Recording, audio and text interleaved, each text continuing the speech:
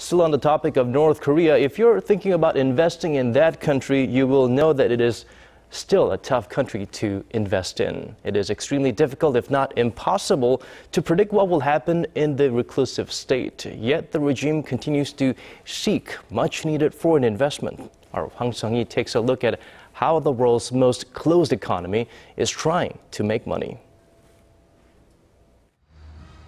Its constant military provocations, threats, and dangerous brinkmanship over its nuclear program make North Korea the least attractive place for business. But some say the regime is opening up to draw much-needed foreign investment, for example, in tourism. There is now a growing trade in tourism from the Netherlands to North Korea. So the North Korean government is now inviting Dutch students to go to Pyongyang to give Dutch language training to the North Korean tour guides. Around 100,000 tourists visit this untrodden corner of the world every year, and North Korea says it aims to raise that number to 1 million. For that, it has set up opulent new ventures like the Masikryang ski resort. Korea Tours, a Western travel agency that organizes trips to the north, says the regime is enthusiastic about its program proposals most of the time.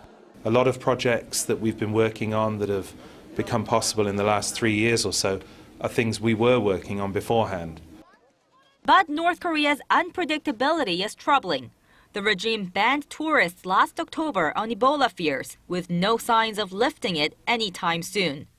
In fact, North Korea was placed at the very bottom of the Heritage Foundation's Index of Economic Freedom, with a score of 1.3 points out of 100.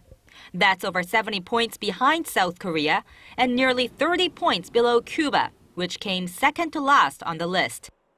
So it doesn't provide any meaningful consistency in terms of policy. And also North Korea remains, many factors in North Korea are unknown. So I think that's the key risky factor for the investors. Experts say North Korea's handling of the inter-Korean Kaesong industrial complex, with its frequent changes in regulations and unilateral shutdowns, is a good example of its uncertainty. Despite the problem, trade between the two countries hit a record $2.3 billion last year, thanks to growing output in the joint business park. Given the lack of resources and capital, experts say Pyongyang must open up and reform its antiquated economic system. That's the only way to improve the daily lives of North Koreans.